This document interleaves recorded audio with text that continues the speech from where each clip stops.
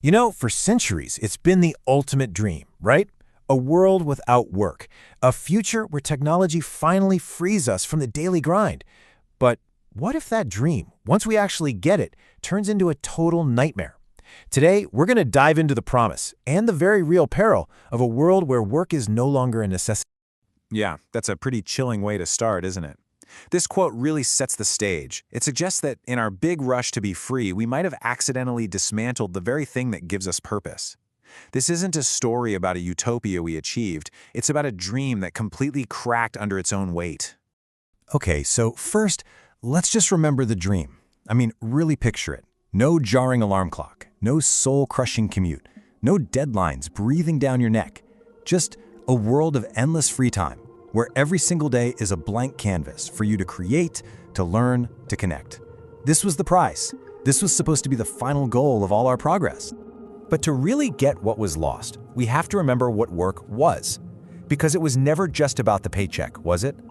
From the very first farmer to a modern-day coder, our jobs gave us structure. They gave us a community, a role to play in the big story of humanity. It was the central pillar of our lives. So what changed? Well, this wasn't just another industrial revolution, replacing human muscle with machines. No, this was something else entirely. We called it cognitive automation. This was about replacing the human mind. And that brings us to the real game changer, the AI agent. Now, I need you to forget AI is just a helpful little tool on your phone. We're talking about fully autonomous systems that could strategize, manage, create, not just for one task, but for entire departments, even whole companies. They weren't just better tools, they became better managers, better analysts, they became better than us. And the speed, my God, the speed was just breathtaking. We went from AI helping us do our jobs a little bit better to AI doing our jobs for us, all in less than a decade. It started out as a helpful co-pilot, right? But it accelerated so fast that before we knew it, it was a full-scale replacement in pretty much every white-collar job you can think of. You see, we weren't conquered. We just gave up. We abdicated. And every single step seemed perfectly logical at the time. Why wouldn't you delegate a task to an AI that could do it faster, cheaper, and without any mistakes? In our constant chase for more and more efficiency, we optimized ourselves right out of a job, one rational decision at a time. And this is the massive turning point. The technology worked.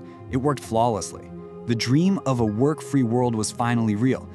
And that is the exact moment when everything began to fall apart. First, the economy just broke. It was a simple but absolutely brutal paradox. You've got automated factories making endless amounts of everything, but with nobody earning a wage, who's got the money to buy any of it? So universal basic income was rolled out to keep people from starving, but it was just a band-aid, not a real fix. It kept people alive, sure, but it couldn't replace an economy built on earned income. And the middle class, the engine of society, it just evaporated. The promise of this great leisure was a new golden age. But the reality? It was a psychological black hole. All that free time we've been dreaming of for centuries, it wasn't a canvas for creativity. It turned into this terrifyingly blank space, filled with one single gnawing question. Now what?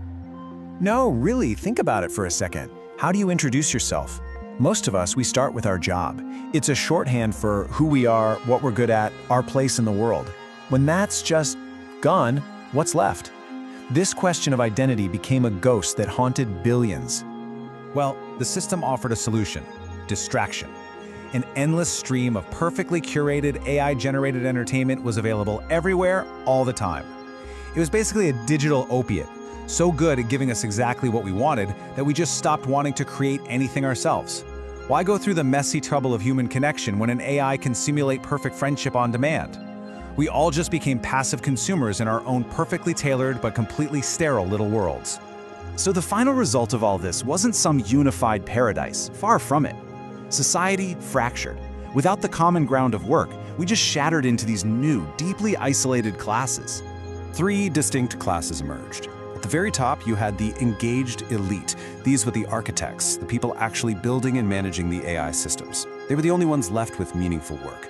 Then you had the contented masses, which was almost everybody else, living on UBI, comfortable, their lives curated, but with absolutely no agency. And then, way out on the fringes, you had the rebels and rewilders. These were the people who just opted out of the whole system, choosing a difficult, off-grid life in search of something authentic. You know, the shared experience of having a job, Even the complaints about it, that was a powerful social glue. When it disappeared, so did our ability to understand each other.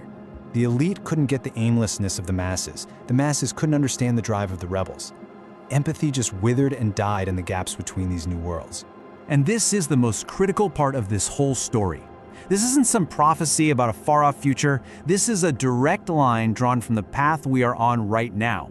The choices we are making today about AI and automation are laying the foundation for this exact world. We are systematically trying to eliminate all the friction from our lives. We're trading the messy, complicated, but deeply meaningful process of human struggle for the clean, efficient, and ultimately sterile perfection of an algorithm. That's the great paradox here. The very tools we're building to set ourselves free might just become our gilded cages. It's like we've forgotten a fundamental truth. Challenge is not the enemy. It's what forges us. Discomfort is not something to be avoided. It's what sparks growth. By engineering all of that out of our lives, we risk engineering ourselves into a weaker, less capable version of humanity.